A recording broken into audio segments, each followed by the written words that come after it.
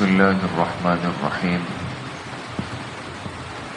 نحمده ونصلي ونسلم على رسوله الكريم أما بعد فأعوذ بالله من الشيطان الرجيم بسم الله الرحمن الرحيم فاستقم كما أمرت ومن تاب معك ولا تطغوا وقال رسول الله صلى الله عليه وسلم قل آمنت بالله ثم استقم صدق الله وصدق رسوله النبي الكريم اللهم صل على سيدنا ومولانا محمد وعلى آل سيدنا ومولانا محمد وبارك وسلم۔ اللہ تبارک و تعالی کا بہت بڑا کرم اور احسان ہے کہ اس ماہ مبارک کے آخری عشرے کے سب سے قیمتی عمل میں اللہ پاک نے ہم سب کو اپنے گھر میں آنے کا اور بیٹھنے کا موقع دیا، توفیق دی، اپنا فضل فرمایا۔ اللہ پاک سب کی اس حاضری کو، اس ہمت کو، اس ارادے کو، اس بیٹھنے کو اپنی بارگاہ میں انتہائی درجے میں قبول فرمائے اور ہم سب حاضرین کے ظاہر اور باطن کی اصلاح کا ذریعہ بنائے۔ اب فائدہ اس صورت میں ہے کہ جب ہم اپنے ان اوقات کو قیمتی بنا لیں۔ اگر یہ وقت بھی ضائع ہو جائے تو بہت بڑی بدنصیبی کی بات ہے، اس لیے کہ معتکف وہ ہوتا ہے جو باقی لوگوں کی ذمہ داری اٹھا لیتا ہے۔ آپ نے سنا کہ اعتکاف کا حکم کیا ہے؟ اعتکاف سنت علی الکفایہ، اعتکاف سنت علی الکفایہ ہے۔ سنت علی الکفایہ کا مطلب یہ ہے کہ یہ وہ سنت ہے کہ جو علاقے میں سے چند افراد اگر کر لیں گے تو باقیوں کی ذمہ داری ختم ہو جائے گی، اور اگر علاقے میں سے ایک فرد بھی مسجد میں نہ آئے، مسجد اعتکاف والوں سے خالی ہو، تو پورا علاقہ گناہ گار ہوگا۔ اب جو حضرات مسجد آ گئے اعتکاف کی نیت سے، ان کے آنے سے باقیوں کی ذمہ داری ختم ہوئی، آپ نے ان کے بوجھ کو ختم کر دیا۔ تو اب جب ان کا بوجھ ہمارے کندھوں پر آیا ہے تو اب ہمیں احتیاط بھی اتنی زیادہ کرنی ہوگی۔ بات سمجھ؟ اس لیے کہ جو آدمی ذمہ دار ہو جاتا ہے اس کی ذمہ داری کی وجہ سے بوجھ بھی اس پہ بڑھ جاتا ہے۔ اسی لیے حدیث پاک میں جناب نبی کریم صلی اللہ علیہ وسلم نے ارشاد فرمایا، الامام ضامن والمؤذن مؤتمن۔ فرمایا امام وہ قوم کا ذمہ دار بن جاتا ہے اور مؤذن وہ امانت دار ہوتا ہے۔ اب یہ سارا بوجھ گویا کہ معتکفین کے کندھوں پر ہے۔ باقی لوگ باہر اس لیے فارغ ہو گئے، مطمئن ہو گئے کہ بھئی آپ نے کہا جی ہم بیٹھ رہے ہیں نا، تو آپ آ گئے۔ تو اب اگر ہم بھی یہاں وقت ضائع کریں گے تو پھر یہ سمجھ لیں کہ پٹائی دونوں کی ہوگی، دونوں کی ہوگی۔ اس لیے میرے عزیزوں، دوستوں، بزرگوں، ایک ایک لمحے کی اور ایک ایک ساعت کی حفاظت کرنی ہے، اور یہ سمجھ لیں کہ اعتکاف کو سب سے زیادہ نقصان پہنچانے والی چیز وہ انسان کی زبان بن جاتی ہے۔ اس لیے حضرت شیخ الحدیث مولانا زکریا صاحب رحمۃ اللہ علیہ نے لکھا ہے کہ اگر معتکف زیادہ وقت نیند میں گزار دے فرض نمازوں کے علاوہ، یا زیادہ وقت کھانے پینے میں گزار دے فرض نمازوں کے علاوہ، تو اتنا خسارہ نہیں ہے۔ لیکن اگر معتکف بات چیت میں وقت گزارے گا، اس نے اپنے اعتکاف کو برباد کر دیا۔ اس لیے حضرت شیخ نے وہاں ایک جملہ لکھا ہے، آپ حیران ہوں گے۔ حضرت شیخ چونکہ اعتکاف فرماتے تھے آخری عشرے کا، تو فرمایا کہ میرے بھائیوں خوب کھاؤ اور خوب پیو، اور اس میں ایک جملہ ہے دودھ جلیبی بھی کھاؤ۔ دودھ جلیبی جانتے ہیں نا؟ تو تو چونکہ یہ ذرا ایک مرغوب غذا ہے، دودھ جلیبی بھی کھاؤ اور خوب آرام کرو، لیکن اس زبان کو تالا لگا دو۔ اگر آپس میں بات چیت کرو گے تو یہ اعتکاف کے عمل کو ضائع کر دے گا۔ تو یہ جو ہم بار بار اب ساتھیوں سے عرض کرتے ہیں کہ بھئی دیکھیں، آنا بڑی ہمت کی بات تھی کہ 10 دن ہم نے نکال دیے، اور پھر اس پہ بھی شکر ادا کرنا چاہیے کہ اللہ پاک نے ہمیں قبول کیا ہے نا؟ یہ تو اللہ کا گھر ہے، اور اللہ پاک گویا ایک مہمان نوازی فرماتے ہیں۔ تو بھئی انسان تو مہمان اس کو بناتا ہے جس سے دل خوش ہو، دل راضی ہو، مطمئن ہو، جس سے محبت ہو۔ یہ سارے اشارات تو خیر کے ہیں کہ ہم مسجد آ گئے، بیٹھ گئے، قبول ہو گئے، تو یقیناً اللہ پاک کی کریم ذات سے یہی امید رکھتے ہیں کہ اللہ ہم سے راضی تھے، اللہ ہم سے خوش ہو گئے، ہم آ گئے۔ تو اب اللہ کے گھر میں آنے کے بعد، اللہ کی مہمان نوازی کو قبول کرنے کے بعد، اب اگر میں اپنے وقت کو ضائع کرتا ہوں، پھر بھی بات چیت کرتا ہوں، پھر بھی موبائل میں زیادہ وقت لگاتا ہوں، پھر بھی بلا وجہ کی گپ شپ اور مجلسیں لگاتا ہوں، یقین کریں یہ بڑے خسارے کی بات ہے۔ یہ تھوڑے سے دن اگر محفوظ ہو گئے، قیمتی ہو گئے، یہ ہمیں بہت قیمتی بنا سکتے ہیں۔ آپ یقین کریں، بہت سارے ایسے نوجوان ہوتے ہیں جو ان 10 دنوں میں آ کے ترتیب پہ وقت لگا لیتے ہیں، بہت آگے چلے جاتے ہیں، ان کو اللہ پاک تھام لیتے ہیں، وہ نکل جاتے ہیں آگے۔ اس لیے تمام ساتھی اس بات کا بہت زیادہ خیال رکھیں کہ اس اعتکاف کا کوئی لمحہ خراب نہ ہو جائے، ضائع نہ ہو جائے، اور ہمارے وجود سے خدا نخواستہ کسی کو بھئی تکلیف نہ ہو جائے۔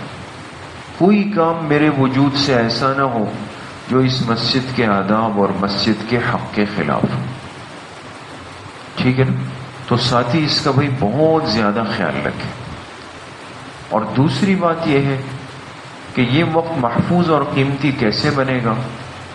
اس کا آسان طریقہ یہ ہے کہ ہم اپنے معمولات کی پابندی کریں۔ معمولات اس کو کہا جاتا ہے جو انسان کی عملی زندگی کا حصہ بن جائے، یہ معمولات کہلاتے ہیں دوستوں۔ جیسے آپ میں سے کوئی ساتھی اگر آفس جاتے ہیں صبح 11 بجے، تو ان سے کہا جائے جی آپ کیا کرتے ہیں؟ وہ کہیں گے جی میں آفس میں جاب کرتا ہوں۔ کتنے بجے جاتے ہیں؟ جی میں 11 بجے جاتا ہوں، اور پھر شام آنے کا تو کوئی وقت طے ہے نہیں، کبھی 7 کبھی 8 اور کبھی 9 بھی ہو جاتے ہیں۔ اب دیکھیں، اس نے اپنے معمولات کا ایک بڑا حصہ آپ کو بتا دیا کہ 11 سے لے کر رات 7-8 بجے تک کا وقت تو کہیں اور ہو ہی نہیں سکتا، وہ تو بند ہو گیا وہیں پہ۔ معمولات ہماری عملی زندگی کے وہ کام ہے جو ہم روز مرہ کی بنیاد پہ کرتے ہیں۔ ناشتہ کرنا ہے، دوپہر کا کھانا کھانا ہے، شام کی چائے پینی ہے، رات کا کھانا کھانا ہے، یہ معمولات ہیں۔ لیکن یہ معمولات کس کے ہیں؟ یہ بطن کے ہیں۔ بطن جانتے ہیں؟ بطن کس کو کہتے ہیں؟ جی کس کو کہتے ہیں؟ بطن باطنون، پیٹ کو کہتے ہیں۔ یہ معمولات بطنیہ ہیں۔ ایک معمولات وہ ہوتے ہیں جو کہ معمولات یومیہ ہوتے ہیں، روز مرہ کے معمولات ہوتے ہیں۔ اگر ہماری زندگی معمولات یومیہ پر آ جائے، آپ یقین کریں گناہوں کے لیے، نافرمانی کے لیے انسان کے پاس وقت ہے ہی۔ یہ جو اتنے وافر مقدار میں وقت ہے نا آج ہمارے پاس، کہ بہت باتیں سوچتے ہیں اور کرتے ہیں، اور وساوس ہے، اوہام ہے، خیالات ہے، اس لیے کہ دماغ اور دل کو فارغ رکھا ہوا ہے۔ اب اگر مجھے یہ بات ذہن میں موجود ہو کہ جی مجھے تو روز 3 پارے تلاوت کرنے ہیں جب تک وہ پورے نہ ہو جائے، اور مجھے ذہن میں یہ بات ہو کہ مجھے اپنی تسبیحات پوری کرنی ہے چاہے کچھ بھی ہو جائے، تو آپ پھر دیکھ لیں آپ کے پاس کتنا وقت بچتا ہے، اندازہ ہو جائے گا آپ کو۔ اس لیے آپ کبھی اللہ والوں کے پاس، نیک لوگوں کے پاس اگر آپ جائیں تو آپ کو کے ساتھ بیٹھیں گے بھی تو سامنے یا تو قرآن رکھا ہوگا، تفسیر رکھی ہوگی، کتاب رکھی ہوگی، ہاتھ میں تسبیح ہوگی، اس لیے کہ انہوں نے اپنے معمولات طے کر لی، وہ انہوں نے پورے کرنے. اور جب انسان معمولات پورے کرتا ہے پھر فراغت نہیں ہوتی. اس لیے یہ 10 دن ہمارے اعتکاف کے یہ پورے کے پورے معمولات کے اندر گزر جائے. ہر چیز طے ہو کہ مجھے آج اتنی تلاوت کرنی ہے تو آخری دن تک اتنی تلاوت کرنی ہے. اعتکاف میں 3 قرآن ختم کرنے ہیں تو مجھے کرنے ہیں. پھر روزانہ 5 تسبیحات کا اہتمام صبح شام کرنا ہے تو وہ پھر مجھے کرنا ہے. بات سمجھ میں آ گئی دوست؟ تو اس لیے اپنے معمولات کی پابندی، اپنے معمولات کی حفاظت، یہ ہمارے ان 10 دنوں کو انتہائی قیمتی بنا دیں. اور جب ہم ان 10 دنوں میں پابندی کریں گے، اہتمام کریں گے، تو پھر اللہ سے ساتھ ساتھ مانگتے رہیں گے کہ اے اللہ، یہ تو مجھے آج پتا چلا کہ ان اعمال میں کتنا لطف ہے اور کتنا مزہ ہے اور کتنا ذائقہ ہے. یہ تو اگر میری ساری زندگی کا حصہ بن جائے تو پھر تو میرے وارے نہیں آ رہے. تو معمولات کے ساتھ ساتھ اللہ سے مانگنے کا اہتمام بھی. تو جب پابندی زندگی کے اندر آ جائے گی، یقین کریں زندگی صحیح رخ کے اوپر چل پڑے گی. یہ آج کے ہمارے بہت سارے جو مسائل ہیں، اس کا حل اعمال کی پابندی کا نہ کرنا ہے. وہ پابندی ہماری زندگیوں کے اندر پیدا ہو جائے. اور بھئی یہ اعتکاف کے جو 9-10 دن ہیں، یہ اس کی عملی مشق کا ایک طریقہ ہے. تو کل بھی شام کو عرض کیا ساتھیوں سے کہ بھئی ساتھی بہت زیادہ خیال رکھیں کہ ان چیزوں کو استعمال نہ کریں جو آپ کے اعتکاف کے معمولات کو متاثر کر دیں. ٹھیک ہے نا؟ اب یہ موبائل کی ایک لت اور لعنت ہے، یہ لگ گئی ہے، جڑی ہوئی ہے ہمارے ساتھ. تو اتنا آسان تو نہیں ہے کہ ہم کہیں اور ہر ساتھی اس کو نکال کے بند کر دیں. یہ تو بہت ہمت چاہتا ہے. لیکن بھئی اس میں احتیاط کریں، اس کو بلا تکلف استعمال نہ کریں، مت کریں بالکل بھی. اور یہ بھی سمجھ لیں، یقین کر لیں کہ یہ جو 10 دن ہیں آپ کے یہاں پر مسجد کے اندر، تو سارے کیمرے آپ کی طرف متوجہ ہیں. کیمرے سمجھتے ہیں؟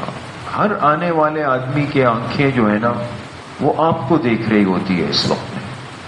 یہ ایک ہمارا مرض کہہ دیں یا کیا کہہ دیں کہ باوجود اس کے کہ میں اپنی بات کروں گا، میں 100 کمزوریوں میں مبتلا ہوں، لیکن اپنے سامنے والے کی ایک کمزوری کا پورا پوسٹ مارٹم کروں، آخری حد تک جاؤں گا.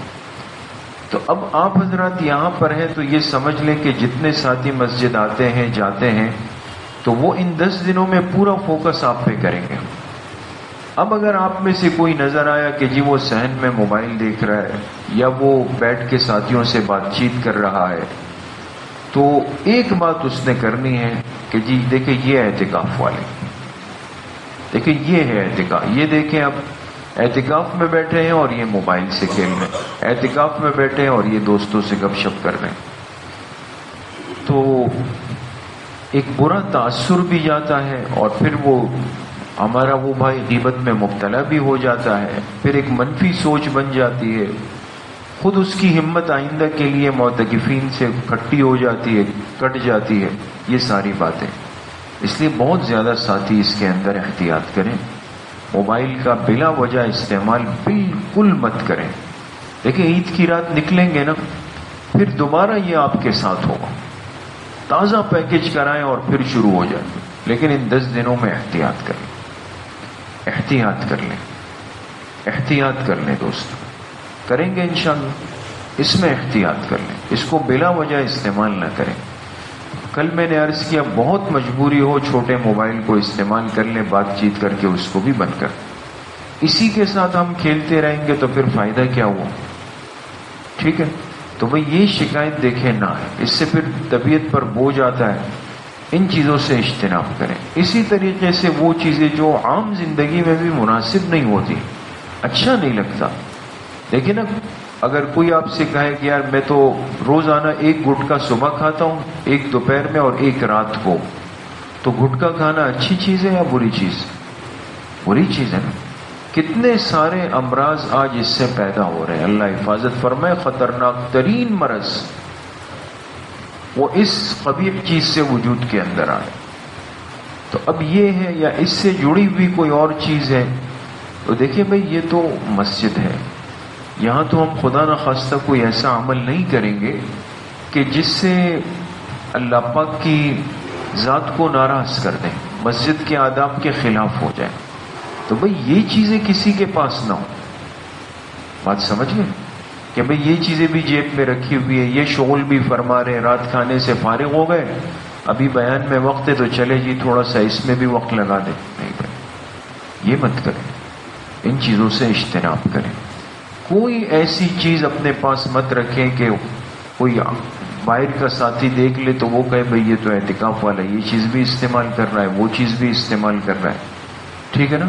تو بھئی یہ چیزیں بالکلیاں نہیں ہونی چاہیے اور یہ شکایت بالکل نہیں ہونی چاہیے. معتکف ایسا ہو کہ صاف ستھرا ہو, آپ کو دیکھنے والے کو رشک آئے اور وہ نقد ارادہ اور نیت کرے کہ آئندہ سال میں بھی بیٹھوں.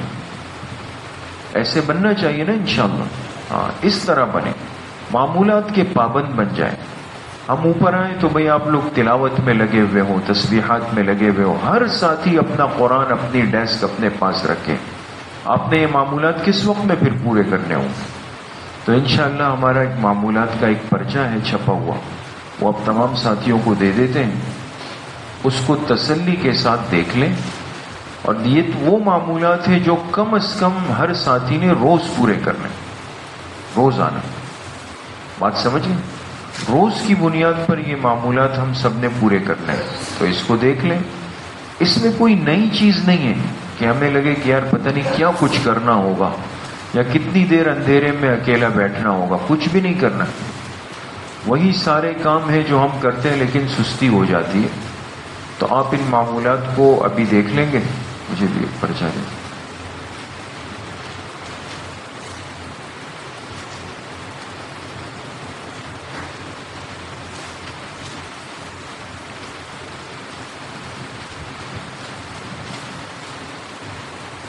آپ ان کو دیں.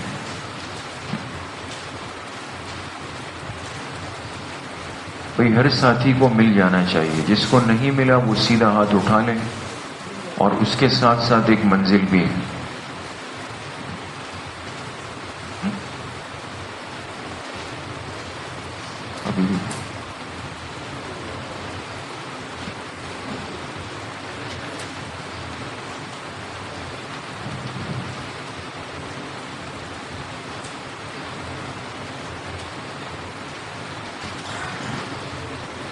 اچھا جی,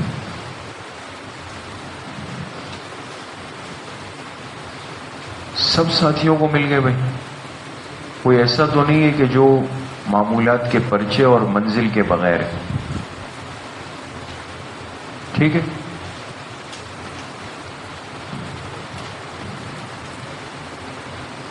اچھا جی.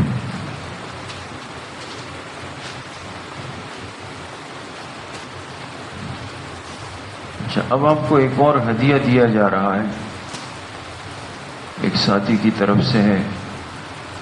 یہ کتاب ہے حضرت مفتی صاحب رحمۃ اللہ علیہ کی. یہ آپ حضرات اعتکاف کے دنوں میں اس کا مطالعہ فرمائیں گے.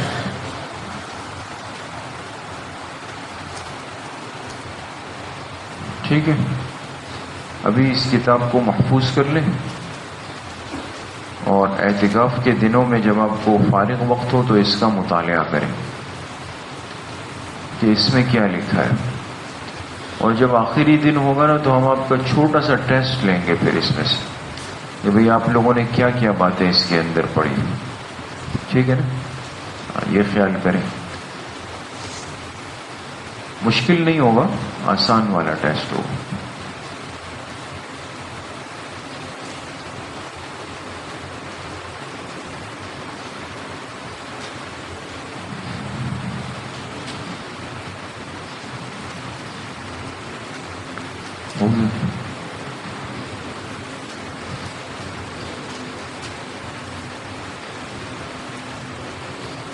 کسی ساتھی کو کتاب نہیں ملی ہاتھ اٹھا لیں بھائی, وقت کم ہے تاکہ ہم آگے بڑھیں.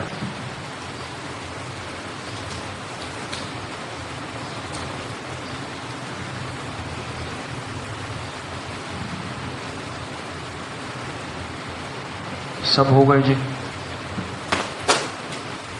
اچھا جی، اب کچھ دیر کے لیے دیکھیں معمولات والا پرچہ سامنے کر دیں. معمولات، ترتیب معمولات برائے معتکفین لکھا ہوا نظر آ رہا ہے اوپر. معتکف سنت اعتکاف کے 10 دنوں میں ان درج ذیل معمولات کا اہتمام کریں تو انشاءاللہ اعتکاف کی برکات نصیب ہوں گی اور اوقات بھی محفوظ ہوں گے. اب دیکھیں اس میں ہم نے 7 باتیں لکھی، نظر آ رہی؟ 7 نمبر ہم نے لگائے ہیں، 1 2 3 4 5 6 7. یہ 7 بڑی بڑی وہ ہیں. اس کتاب کو اوپر کر لیں. نمبر 1 پہ کیا لکھا ہوا ہے جی؟ نوافل. یہ بڑا عنوان میں عرض کر رہا ہوں، نوافل. دوسرے پہ کیا لکھا ہے؟ تلاوت. تیسری پہ تسبیحات. چوتھے پہ دعا. پانچویں پہ دینی اور اصلاحی کتب کا مطالعہ. کہاں ہے دینی اصلاحی کتب؟ دیکھیں کہاں ہے؟ سیٹ رکھ لیں گے آپ لوگ. اچھا جی، کیا کریں؟ اچھا پوچھ لیں. تو کچھ کتابیں انشاءاللہ نیچے رکھی ہوں گی، کچھ اوپر ہوں گی، رکھ دیں گے ساتھی. لیکن اس کا ساتھی مطالعہ کریں ترتیب کے ساتھ وقتاً فوقتاً. نمبر 6 پہ لکھا ہے ان باتوں سے سختی سے بچیں. اور نمبر 7 پہ کیا لکھا ہے؟ اجتماعی اعمال. اس میں کون سا ایسا کام ہے جس پہ لیے مجھے کچھ خرچ کرنا پڑا ہو یا لائن میں لگنا پڑا ہو یا کچھ کرنا؟ کچھ ایسی بات ہے اس میں؟ کچھ بھی نہیں ہے نا. وہی باتیں جو عام دنوں میں ہم کرتے ہیں.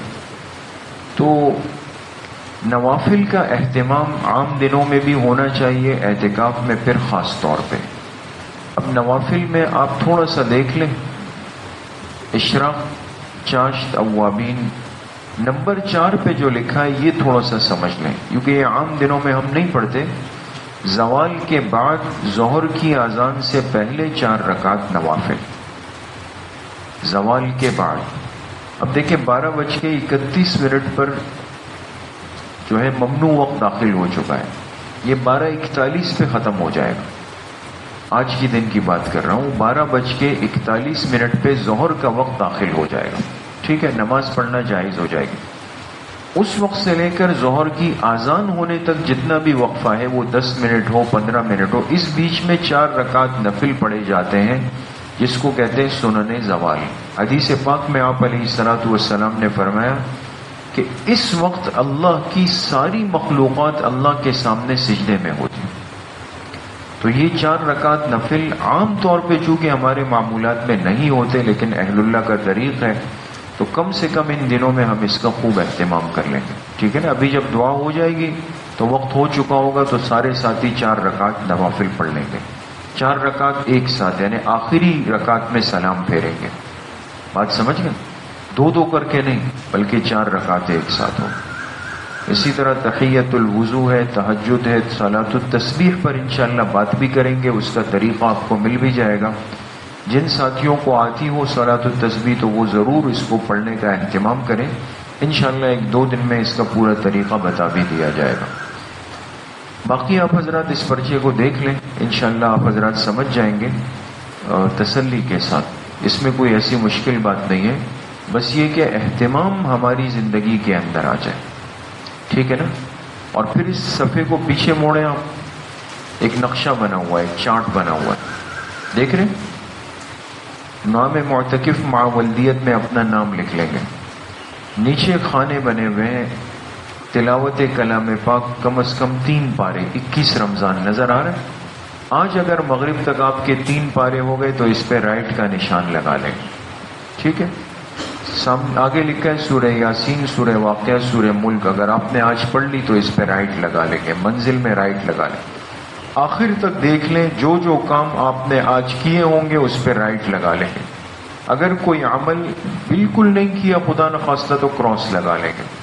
اگر کوئی عمل کم کیا، مثلا 3 پارے نہیں پڑھے، 1 پارا پڑھا، تو اس پہ لکھ لیں 1 پارا، 1.5 پارا، 2 پارے. ٹھیک ہے. اس سے کیا ہوگا؟ آپ کو اپنے معمولات کا احساس اور ادراک ہوگا کہ آپ کے دن کیسے گزر رہے ہیں. آپ سمجھ میں آ گیا؟ اور پھر آخری دن یہ سارے پرچے جمع ہو جائیں گے. اس سے اندازہ ہو جاتا ہے کہ بھئی واقعی کتنی ساتھیوں نے فکر کی ہے اور محنت کی ہے.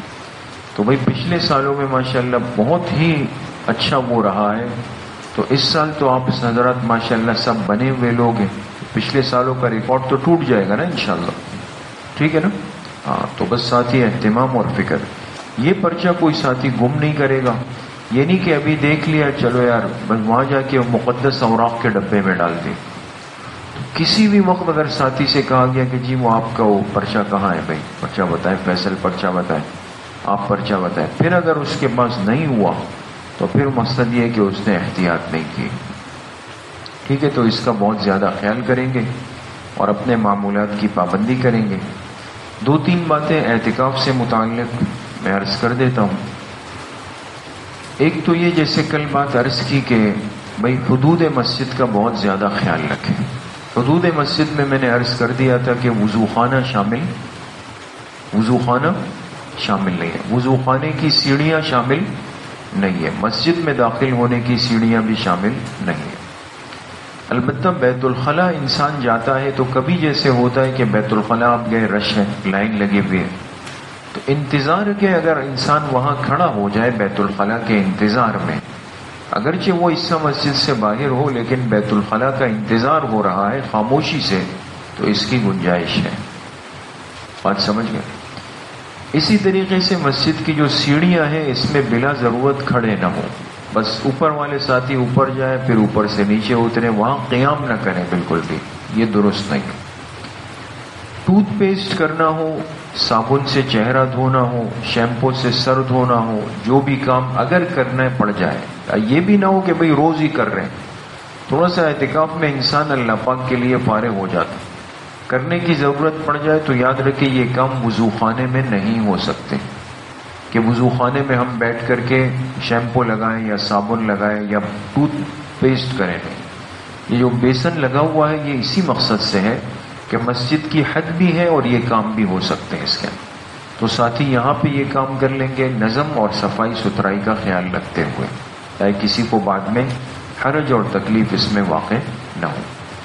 اہم ترین بات کہ وضو خانے میں دیکھیں، چونکہ ہم عادی ہیں نا ایک غلط چیز کے، وضو میں بیٹھ کے آپس میں بات چیت کرتے ہیں عام دنوں میں، تو وہ عادت بنی ہوئی ہے، تو خیال نہیں رہتا وضو خانے میں گئے اور معتکفین ہیں لیکن پھر بھی آپس میں بات چیت کرتے. اس لیے سمجھ لیں کہ وضو خانے میں اگر بات چیت کر لی اعتکاف سنت کنورٹ ہو جائے گا اعتکاف نفل میں، خود بخود چلا جائے گا، آپ کو کوئی الگ سے کچھ کرنا نہیں پڑے گا اس میں.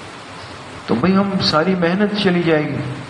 تو اس لیے ساتھی خیال کریں بھائی، خیر خیریت سلام دعا پھر بھی کر لیں گے، کی بھی ہے اور کرنی ہے تو مسجد کی حد میں کریں، وہاں بیٹھ کے حتی الامکان آپس میں بات چیت نہ کریں.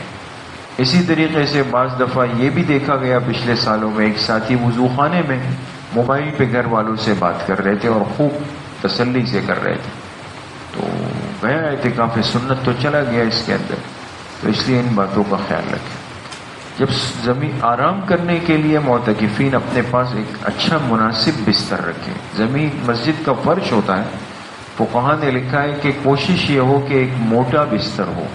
مقصد ہے کہ پتلی چادر پر بھی انسان سو سکتا ہے، لیکن انسان ہے، کبھی ناپاکی کی کیفیت ہو جاتی ہے، کبھی بدخوابی ہو سکتی ہے.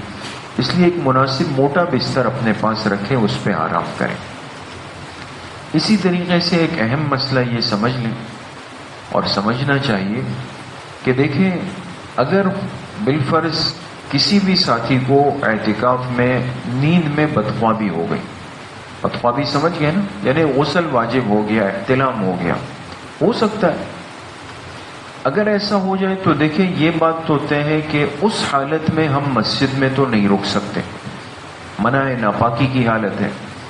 لیکن اس کے ساتھ ساتھ یہ بھی ہے کہ ہم معتکف بھی ہیں. ان ساری چیزوں کو اب سمجھنا ہوگا کہ اب کرنا کیا ہے مجھے. اس لیے چند باتوں کا بہت خیال رکھیں گے. ایک تو یہ کہ اضافی کپڑے ہر ساتھی کے پاس 1-2 جوڑے ضرور ہونے چاہیے، باہر صورت ہونے چاہیے. ٹھیک ہے نا؟ اپنے آپ کو پیک اس طرح مت رکھیں کہ بھئی گھر سے منگا لوں گا اور پھر یہ تو انسان ہے. 1-2 جوڑے لازمی رکھیں. دوسری بات یہ ہے کہ کوئی ایسا صاف ستھرا پتھر ہو، پتھر جو ہوتا ہے، پتھر سمجھتے ہیں نا سٹون، وہ کسی تھیلی کے اندر لازمی رکھے، اوپر کی منزل پر ایک جگہ ایسی ہو جائے جہاں پہ رکھ لیں، نیچے اس طرح ہو جائے۔ اس کی وجہ یہ کہ اگر نیند میں بدخوابی ہو جائے تو اب ہے ہی مسجد میں ہم، اور مسجد سے پھر وضو خانے تک، یہ غسل خانے تک آنا ہے، تو یہ سارا راستہ مسجد سے طے کرنا ہے۔ اس کے لیے فقہاء نے ترتیب یہ لکھی کہ کم از کم یہ معتکف کیا کر لیں کہ غسل کی جگہ تک پہنچنے سے پہلے تیمم کر لیں۔ کیا کر لیں؟ تیمم۔ تیمم کس کو کہتے ہیں کہ پاک پتھر یا پاک مٹی پر انسان 2 ضربے لگاتا ہے۔ تیمم کا طریقہ میں آپ سے مختصراً عرض کر دوں۔ تیمم میں 3 فرض ہیں۔ سب سے پہلا فرض ہے نیت کرنا، دوسرا فرض ہے کہ دونوں ہاتھ اس پتھر پہ مار کے اس طرح، پھر وہ اپنے پورے چہرے پر ایک دفعہ پھیر دیں گے آپ۔ تیسرا فرض پھر دونوں ہاتھ اس پتھر پہ مار کے پھر الٹے ہاتھ سے سیدھے ہاتھ کی کوہنی سمیت اس طرح پھیر لیں، اور سیدھے ہاتھ سے الٹے ہاتھ کی کوہنی سمیت پھیر لیں۔ بس یہ تیمم ہو گیا۔ تیمم میں سر کا مسا نہیں، تیمم میں پیروں پر بھی کچھ نہیں۔ یہ 3 فرض یاد رہیں گے۔ سب سے پہلے کیا ہے؟ نیت ہے۔ نمبر 2، دونوں ہاتھ پتھر پہ مار کے کہاں پھیرنے؟ چہرے پر۔ پھر دونوں ہاتھ پتھر پہ مار کے دونوں ہاتھوں پر کوہنیوں سمیت۔ یہ تیمم ہو جاتا ہے۔ اب اس کے بعد آپ چل کر اپنے لیے غسل خانے چلے جائیں گے، وہاں جا کے پھر نہا لیں، اور پھر اس میں بھی زیادہ وقت نہ لگایا جائے، اور جیسے ہی غسل ہو جائے تو انسان صاف کپڑے پہن کر کے واپس اپنے معتکف کے اندر آ جائے۔ تو اس لیے یہ مسائل بہرحال سمجھنا ضروری ہے۔ بعض دفعہ پھر ساتھی پریشان ہو جاتے ہیں۔ پچھلے سالوں میں ہمیں یاد ہے، 7-8 سال پہلے کی بات ہے، ایک ساتھی کے ساتھ ایسا معاملہ ہوا ہوگا، اس اللہ کے بندے نے بتایا نہیں۔